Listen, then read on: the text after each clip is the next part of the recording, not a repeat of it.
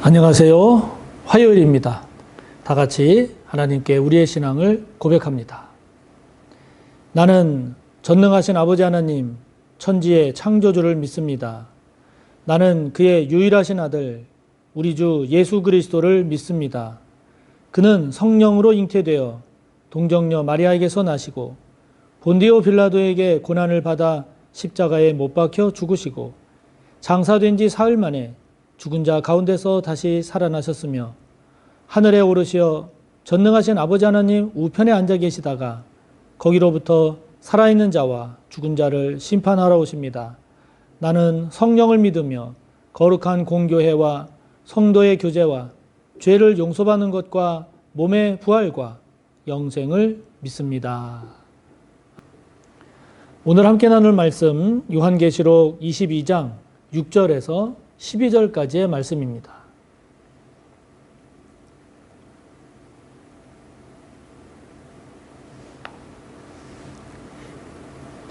요한계시록 22장 6절에서 12절까지의 말씀 함께 봅니다. 또 그가 내게 말하기를 이 말은 신실하고 참된지라 주 곧 선지자들의 영의 하나님이 그의 종들에게 반드시 속히 되어질 일을 보이시려고 그의 천사를 보내셨도다. 보라, 내가 속히 오리니 이 두루마리의 예언의 말씀을 지키는 자는 복이 있으리라 하더라. 이것들을 보고 들은 자는 나 요한이니 내가 듣고 볼 때에 이 일을 내게 보이던 천사의 발 앞에 경배하려고 엎드렸더니 그가 내게 말하기를 나는 너와 내 형제 선지자들과 또 이 두루마리의 말을 지키는 자들과 함께 된 종이니 그리하지 말고 하나님께 경배하라 하더라. 또 내게 말하되 이 두루마리의 예언의 말씀을 인봉하지 말라. 때가 가까우니라. 불의를 행하는 자는 그대로 불의를 행하고 더러운 자는 그대로 더럽고 의로운 자는 그대로 의를 행하고 거룩한 자는 그대로 거룩하게 하라. 보라, 내가 속히 오리니 내가 줄 상이 내게 있어 각 사람에게 그가 행한 대로 갚아 주리라. 아멘. 계속해서 새 하늘과 새 땅, 거룩한 성 새 예루살렘의 모습의 이야기 가운데 이어지는 말씀을 우리가 보고 있습니다. 오늘 말씀 가운데 먼저 우리가 놓치지 말아야 될 말씀 7절 맨 마지막 뒷부분을 보면 이 두루마리의 예언의 말씀을 지키는 자는 복이 있으리라 말씀합니다. 하나님의 말씀을 지키는 자가 복이 있다는 겁니다. 하나님의 말씀을 지키며 사는 삶이 복된 삶이 된다는 것이죠. 하나님의 말씀을 지키며 사는 인생이 결국 하나님 나라의 주인공이 된다는 것입니다. 자, 여러분, 우리가 하나님의 말씀을 지키려면 그 말씀이 정말 지킬 만한 말씀이다라고 하는 것이 인정이 돼야 되죠. 인정이 돼야 됩니다. 그래서 우리가 말씀을 지키려면 그 말씀에 대한 신뢰와 그 말씀에 대한 권위를 인정해야 되죠. 저와 여러분에게 하나님의 말씀을 지키고자 하는 또 말씀을 따라 살고자 하는 그런 마음이 다 있을 겁니다. 누군가에게 다 있을 겁니다. 그러나 우리가 그것을 하나님의 말씀을 잘 지키지 못하고 사는 경우가 많은데 많은 경우에 그냥 교회 다니는 것으로 예배 드리는 것으로 그냥 봉사하는 것으로 그리고 기도하는 것으로 그렇게 신앙생활이 이루어지는 경우가 참 많습니다. 우리가 보다 더 성숙하고 보다 더 하나님이 기뻐하시는 그런 하나님 나라의 백성이 되고자 한다면 여기에 우리가 조금 더 집중해서 힘쓰고 애써야 할 것이 있다면 말씀을 지키는 겁니다. 말씀을 지켜내는 겁니다. 말씀을 살아내는 겁니다. 왜냐하면 이 말씀은 6절에 나오는 말씀처럼 신실하고 참됩니다. 하나님의 말씀은 우리가 믿을만 하고요. 하나님의 말씀은 진실합니다. 참됩니다. 그렇기 때문에 우리가 말씀을 따라서 살면 살수록 저와 여러분의 인격도 성숙해지고 마음에도 하나님의 나라가 임하고 우리의 삶도 복된 삶이 됩니다. 우리가 하나님의 말씀을 따라 살려고 할 때 그것을 가로막는 우리의 연약함이나 우리의 죄된 모습이 있어서 그런 것들이 우리의 말씀의 삶을 가로막는 장애물이 되곤 하는데, 저와 여러분 말씀을 지키는 자가 복이 있다, 이렇게 말씀하시는 오늘의 말씀을 우리가 꼭 기억하고 잊지 않았으면 좋겠습니다. 요한계시록 맨 앞장에 1장 3절에도 나옵니다. 거기도 나옵니다. 말씀을 읽는 자, 말씀을 듣는 자, 그것을 지키는 자가 복이 있다고 말씀하죠. 요한계시록 지금 맨 마지막에도 또다시 말씀합니다. 하나님의 말씀을 지키는 자가 복이 있다. 오늘 저와 여러분이 힘쓰고 애써서 묵상하고 또 결단해야 할 일, 말씀을 지키는 일입니다. 저와 여러분이 말씀을 묵상하고 말씀을 대하고 말씀을 들을 때마다 그 말씀 가운데 내가 지켜야 할 것, 내가 지키리라 다짐하는 그 말씀들을 지켜내는, 그래서 말씀을 따라 사는 삶이 차곡차곡 쌓여지는 저와 여러분이 꼭 되시기를 축복합니다. 또한 오늘 말씀 가운데 두 번째로 우리가 묵상하고 기도해야 될 것, 그것은 오직 하나님께만 경배하라 하는 거죠.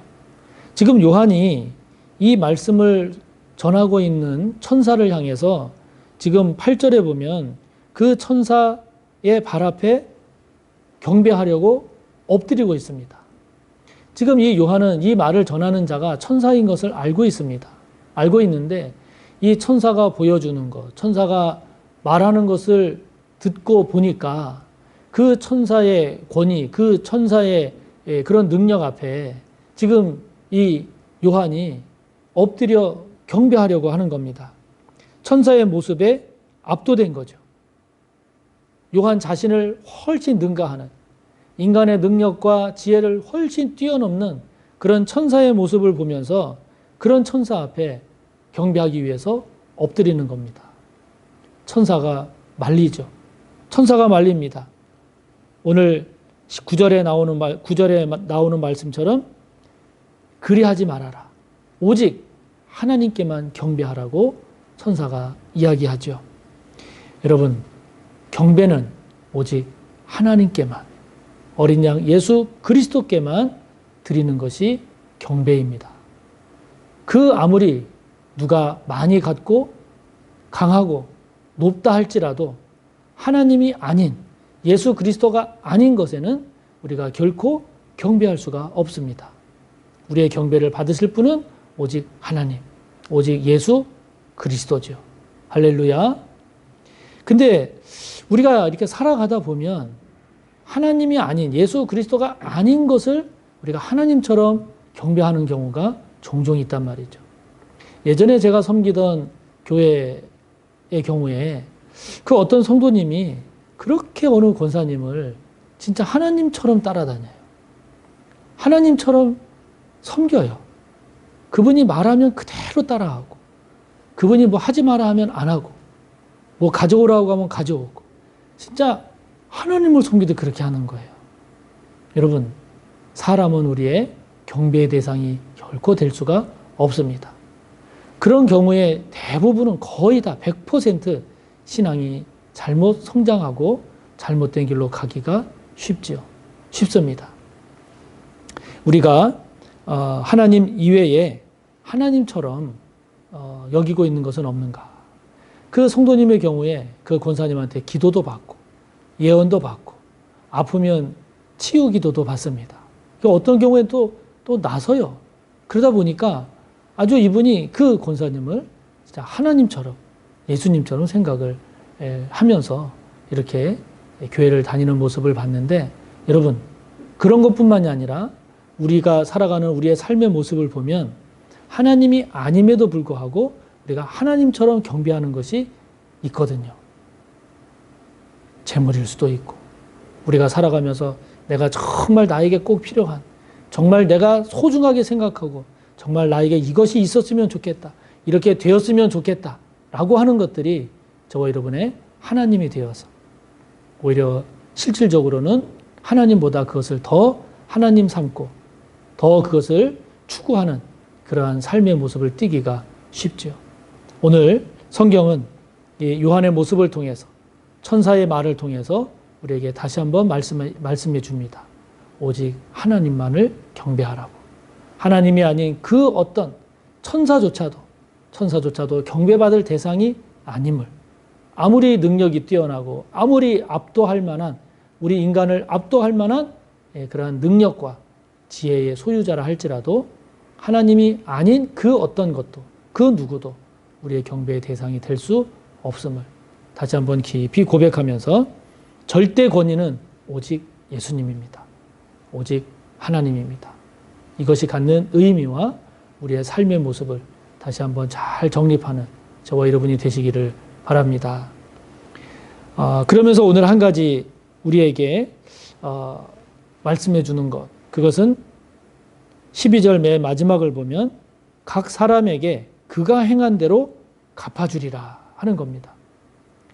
앞선 내용들에서도 하나님께서 각 사람이 행한 대로 심판하신다 그랬습니다. 그런데 오늘 말씀을 보면 12절에 보면 각 사람에게 행한 대로 갚아주는데 형벌, 벌이 아니라 상입니다. 상도 각 사람이 행한 대로 갚아주십니다. 여러분, 그러니까 행한 대로 갚아지는 것에는 심판이 있습니다. 형벌이 있습니다. 뿐만 아니라 상도 행한 대로 갚으십니다.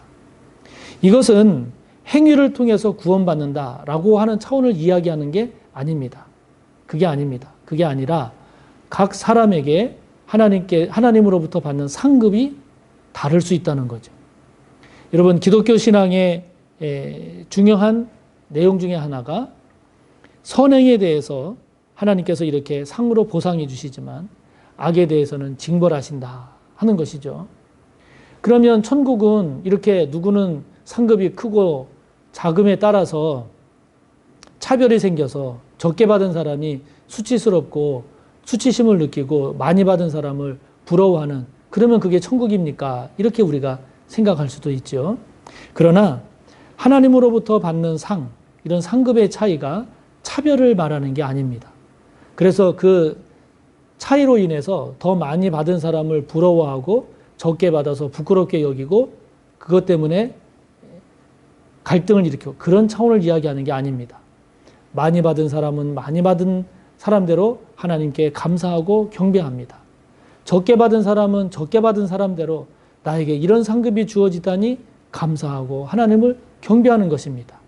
차이가 있는 것이지 하나님을 경배하고 감사하고 찬양하고 기뻐하는 것에는 차이가 없습니다.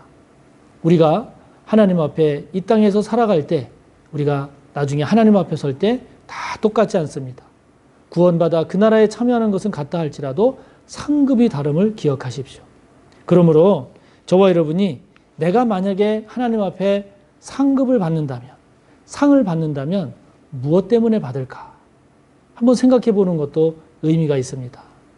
내가 하나님 앞에 상급받는 인생이 된다면 어떤 인생이 될 때 상급받는 인생이 될까?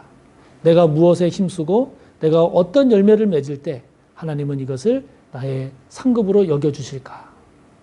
저와 여러분이 이러한 생각과 이러한 묵상으로 살아갈 때 저와 여러분이 하나님으로부터 상을 받는 상급의 주인공이 될 것입니다. 또 그렇게 되시기를 축복합니다. 하나님으로부터 상을 많이 받으십시오. 왜냐하면 하나님으로부터 받는 상은 영원한 것입니다. 이 세상에 그 어떤 것보다 좋은 것입니다.